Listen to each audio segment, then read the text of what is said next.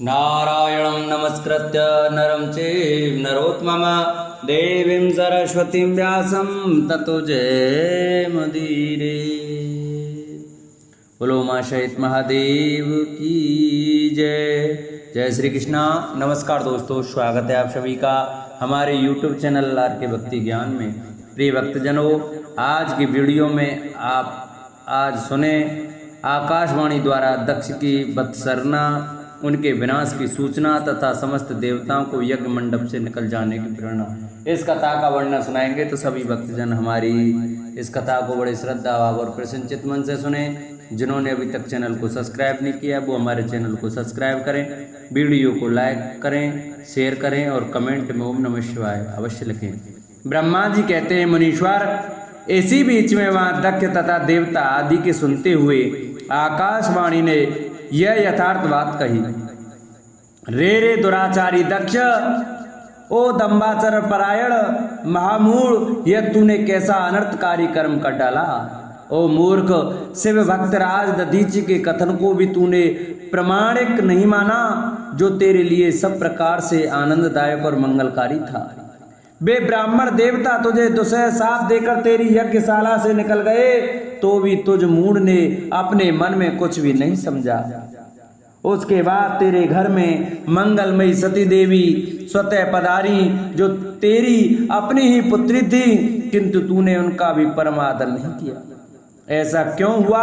ज्ञान दुर्लभ दक्ष, तूने सती और महादेव जी की पूजा नहीं की। यह क्या किया? मैं ब्रह्मा जी का बेटा हूँ ऐसा समझकर तू व्यर्थी घमंड में भरा रहता है और इसलिए तुझ पर मोह छा गया है। वे सती देवी ही सत्पुरुषों की आराध्य देवी हैं अथवा सदा आराधना करने योग्य हैं। वे समस्त पुण्यों का फल देने वाली, तीनों लोकों की माता, कल्याण स्वरूपा और भगवान शंकर के आदि अंग में निवास करने वाली है। वे सती देवी ही पूजित होने पर सदा संपूर्ण सौभाग्य प्रदान करने वाली है। वे ही महेश्वर की शक्ति हैं और अपने भक्तों को सब प्रकार के मंगल देती हैं। वे सती देवी ही पूजित होने पर सदा संसार का भय दूर करती हैं, मनोवांछित फल देती हैं तथा वे ही समस्त उपद्रवों को नष्ट करने वाली देवी हैं।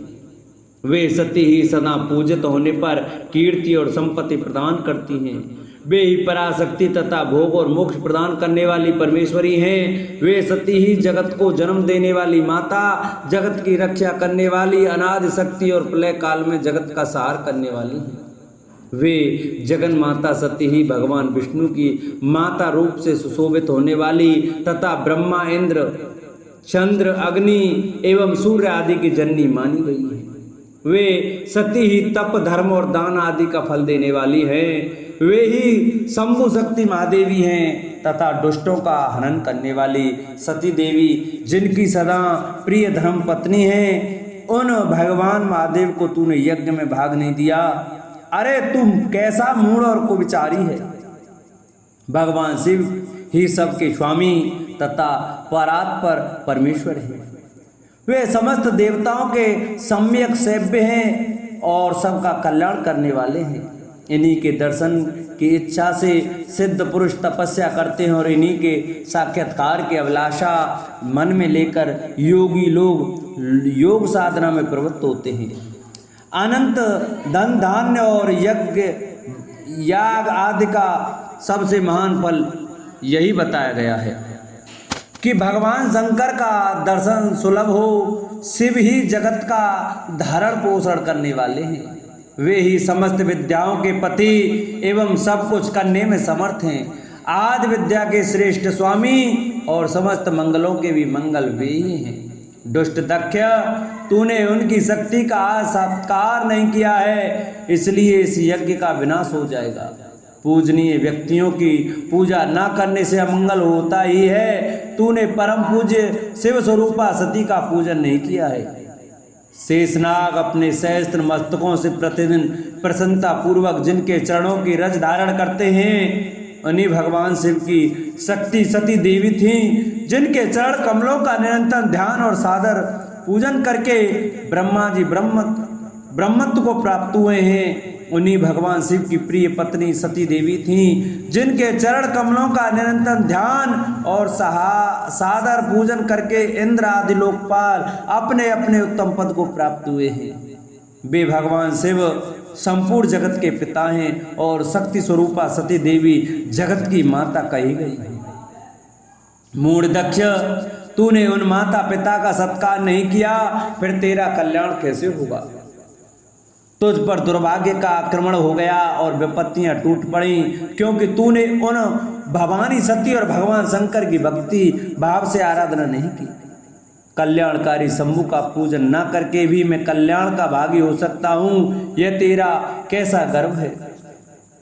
वह दोबार गर्व आज नष्ट हो जाएगा।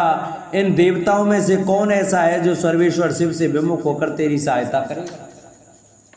मुझे तो ऐसा कोई देवता नहीं दिखाई देता। यदि देवता इस समय तेरी सहायता करेंगे तो जलती आग से खेलने वाले पतंगों के समान नष्ट हो जाएंगे।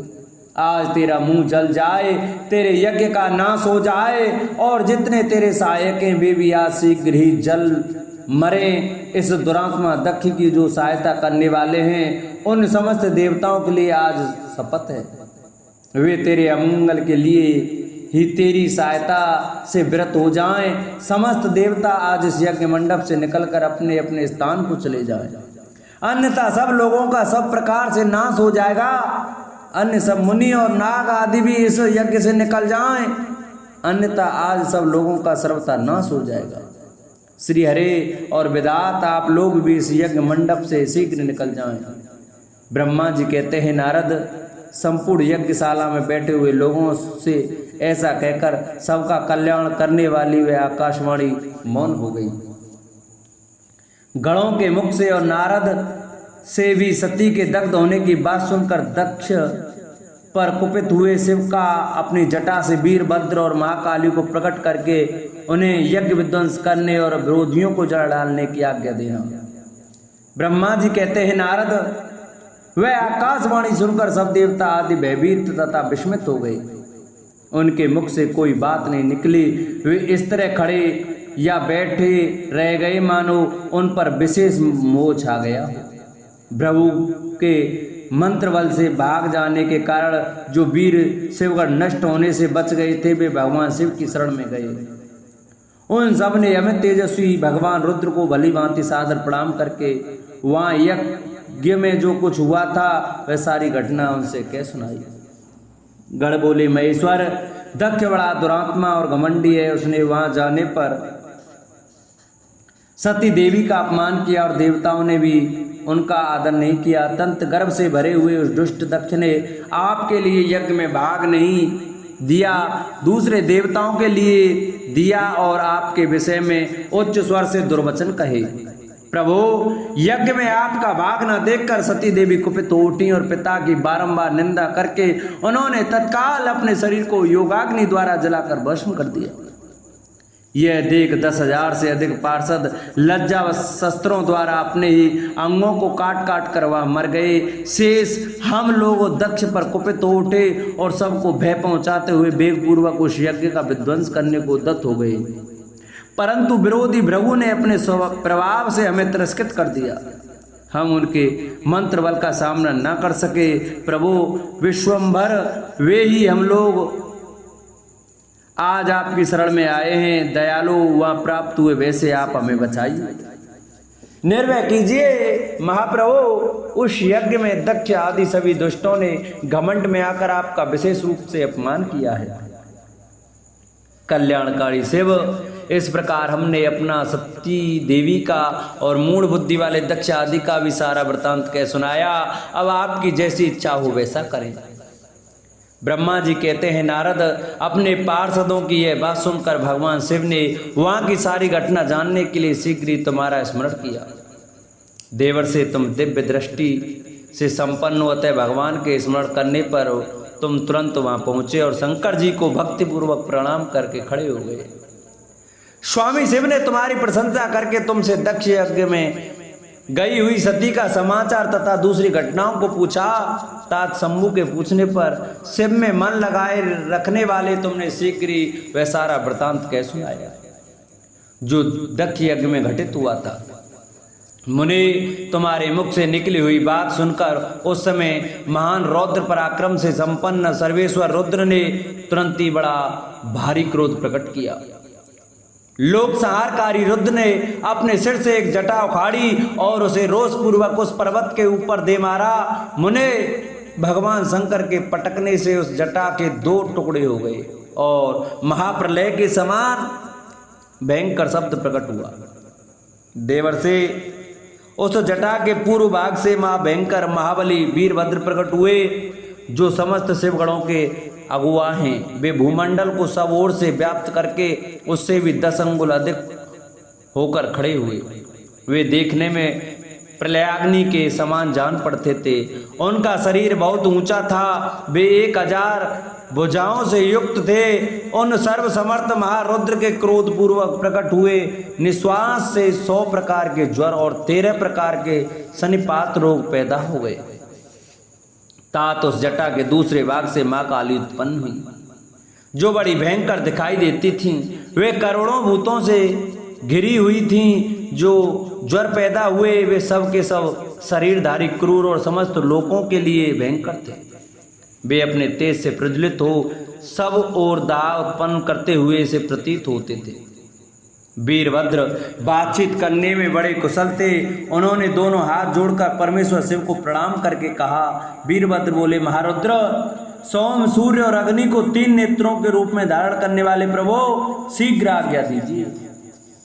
मुझे इस समय कौन सा कार्य करना होगा? ईशान, क्या मुझे आधे ही क्षण में सारे समुद्रों को सुखा देना है या इतने ही समय में संपूर्ण पर्वतों को पीस डालना है? हर मैं एक ही क्षण में ब्रह्मांड को भस्म कर डालूं या समस्त देवताओं और मुनीश्वरों को जलाकर राख कर दूं? शंकर, ईशान, क्या मैं समस्त लोकों को उलट पलट दूं या संपूर्ण प्राणियों का विनाश कर डालूं? महेश्वर, आपकी कृपा से कहीं कोई भी ऐसा कार्य नहीं जिसे मैं न कर सकूं। पराक्रम के द्वारा मेरी समानता करने वाला वीर न पहले कभी हुआ है और न आगे होगा।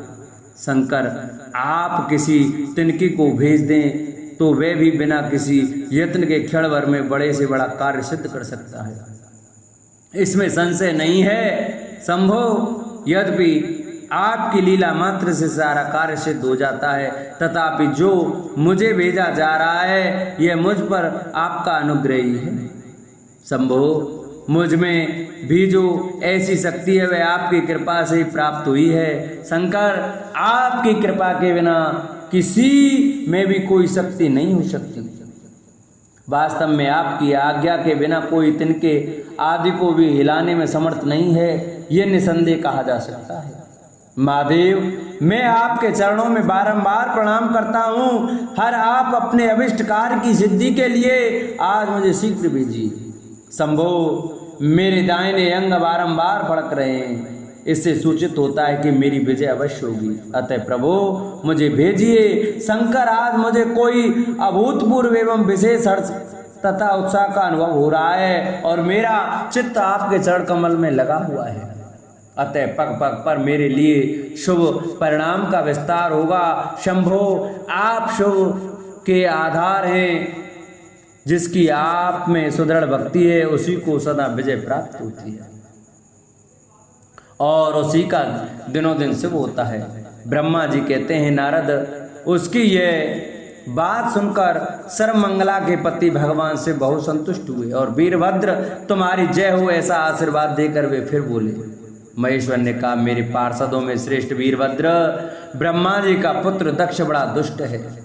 उस मूर्ख को बड़ा घमंड हो गया है, अतः इन दिनों वह विशेष रूप से मेरा विरोध करने लगा है। दक्ष इस समय एक यज्ञ करने के लिए उद्यत है। तुम याग परिवार सहित तो उस यज्ञ को भस्म करके फिर शीघ्र मेरे स्थान पर लौट आओ। यदि देवता, गंधर्व, यक्ष अथवा अन्य कोई तुम्हारा सामना करने के लिए उद्यत हो तो उन्हें भी आज ही शीघ्र और सहसा भस्म कर डालना।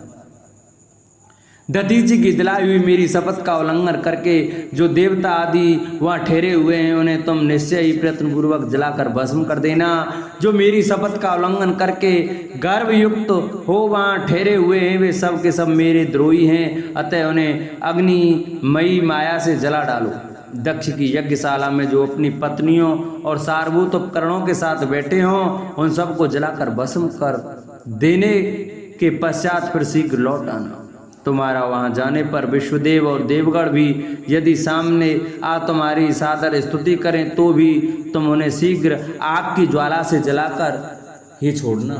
वीर वहां दक्ष आदि सब लोगों को पत्नी और बंधु बांधवों सहित जलाकर कलशों में रखे हुए जल को लीला पूर्वक पी जाना। मर्यादा के पालक काल के भी शत्रु तथा सबके ईश्वर हैं वे भगवान रुद्र रोष से लाल आंखें किए महावीर वीरभद्र से ऐसा कहकर चुप हो गए। बोले शंकर भगवान की जय। प्रिय भक्तजनों, आज की कथा का हम यही विश्राम करते हैं।